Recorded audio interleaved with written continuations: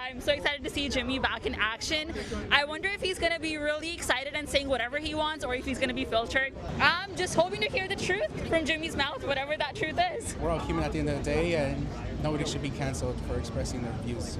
As a comic, freedom of speech is like our biggest outlet, you know? And as an artist, we shouldn't be silenced for speaking our truth. Even if we're making fun of things that people are too sensitive to talk about, that's our job. Answer questions at this point: which creators will qualify and what is the criteria? All right, interesting, Angela. Thank you so much. Jimmy Kimmel back on ABC, returning to his show last night. ABC says the decision to re-air Jimmy Kimmel Live came after, quote, thoughtful conversations with him. Here's what he had to say last night on his show. You understand that it was never my intention to make light of the murder of a young man.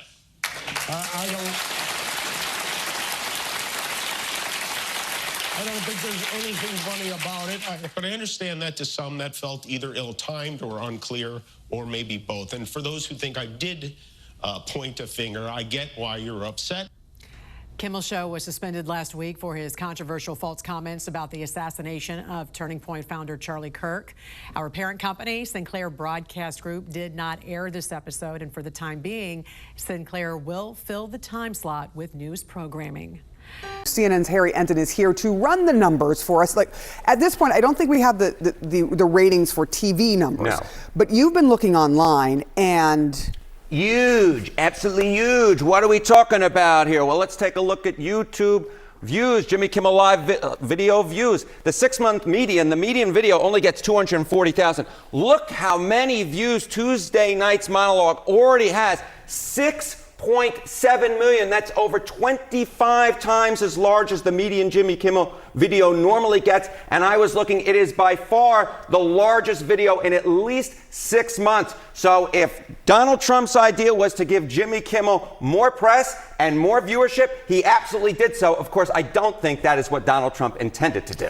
Do you have any sense beyond YouTube of just how big his appeal may have been? Like, a lot of people wanted to clearly watch this from all facets of, not just in America, but you know, this is from around the world. That's exactly right. So we got this 6.7 million. I will note that that number is up already about 700,000 from the last time I checked, which was about an hour ago. But take a look here.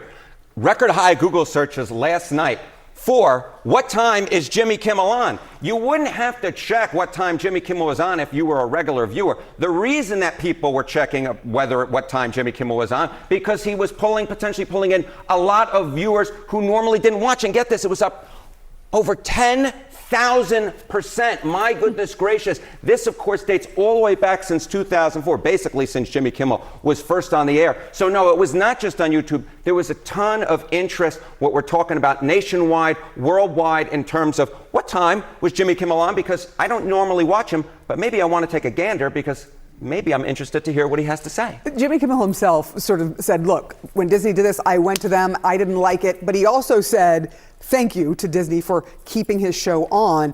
Is there any indication that Disney has something to be happy for? He even plugged, go to Disney Plus, here's how to, you know, as a joke, but here's how to like re-up your subscription. Yeah, I think there were a lot of people, especially on the left, who are upset at Disney for suspending Jimmy Kimmel, and we saw Google searches last week for boycotting Disney and canceling Disney Plus go way up. But take a look here. Google searches versus last week's peak. Boycotting Disney, down about 75% as of last night. How about cancel Disney Plus? Down about 75% from its peak. So the bottom line is this was great for Jimmy Kimmel in terms of what we see so far on YouTube. It's probably going to translate to the ratings. And also Jimmy Kimmel's return is good for Disney because all of a sudden people aren't so interested in boycotting them or canceling their Disney Plus subscription. So it ends up being pretty decent for Disney's bottom line, bringing Jimmy Kimmel back to the stage. Disney has asked me to read the following statement. To reactivate your Disney Plus and Hulu account.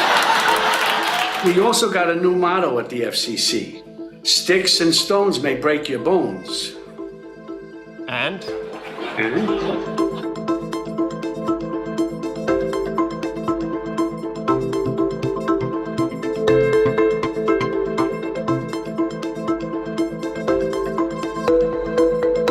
Is that giving the bully your lunch money doesn't make him go away. The only phrase that can genuinely make a weak bully go away, and that is, F you make me.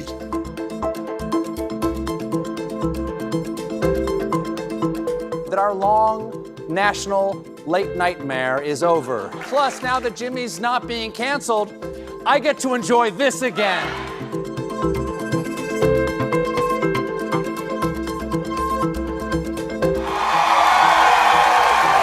You asked Americans if the president should be dictating what TV hosts can and can't say. You'd get about 3% positive and 97% negative. But I do want to make something clear because it's important to me as a human, and that is, you understand that it was never my intention to make light of the murder of a young man. I don't think there's anything funny about it. I posted a message on Instagram on the day he was killed, sending love to his family and asking for compassion, and I meant it. I still do. I've had the opportunity to meet and spend time with comedians and talk show hosts from countries like Russia, countries in the Middle East, who tell me they would get thrown in prison for making fun of those in power, and worse than being thrown in prison. They know how lucky we are here. Our freedom to speak is what they admire most about this country. And that's something I'm embarrassed to say I took for granted until they pulled my friend Steven off the air and tried to coerce the affiliates who run our show in the cities that you live in to take my show off the air. That's not legal. That's not American. One thing I did learn from Lenny Bruce and George Carlin and Howard Stern is that a government threat to silence a comedian the president doesn't like is anti-American. That's anti-American. I forgive him. If you believe in the teachings of Jesus as I do, there it was. That's it. A selfless act of grace, forgiveness from a grieving widow. It touched me deeply. The president waited more than a day to weigh in on Disney's decision to bring Kimmel back, which was kind of a conspicuous silence. He waited until an hour before this show aired, essentially trying to preempt whatever Kimmel was going to say. And the president's message was one both of disbelief, but also intimidation. And just to take it piece by piece, the president saying the White House was told by ABC that his show was canceled. Something happened between then and now because his audience is gone and his talent was never there. So the president saying there for the first time that the White House was somehow involved in these discussions about ABC and suggesting that they were told something completely different from what Disney was saying publicly, which was that this was a suspension. Now, the president goes on to write, he is yet another arm of the DNC, and to the best of my knowledge, that would be a major illegal campaign contribution. I think we're going to test ABC on this. Let's see how we do. And then pointing to the $16 million settlement that he received from ABC in their defamation lawsuit last year.